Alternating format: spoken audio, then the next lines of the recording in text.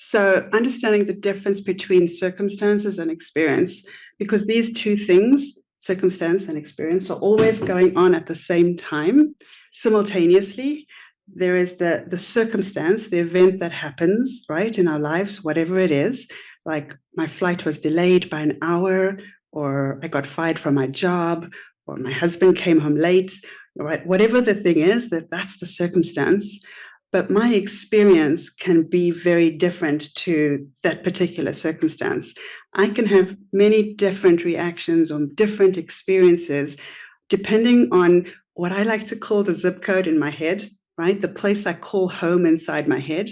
I can react or have a different experience to these circumstances. And if I use the flight delay as an example, and if anyone's had a flight delay of more than an hour, just type yes in the comments. But I'm sure you can relate, like flight delays can be annoying. But my experience of this flight delay can be very different depending on this zip code or the current place I call home inside my head. For example, as an example, my experience could be something like, this airline is the worst. Surely they knew this was going to happen. They could have informed us earlier. Their employees at the desk are absolutely useless. I paid for a flight home today. They'd better be compensating me for this. Right? That could be one experience we could have to this flight delay. Or my experience could be, oh, well, I'll just grab a coffee and wait. Luckily, I bought a good book to read.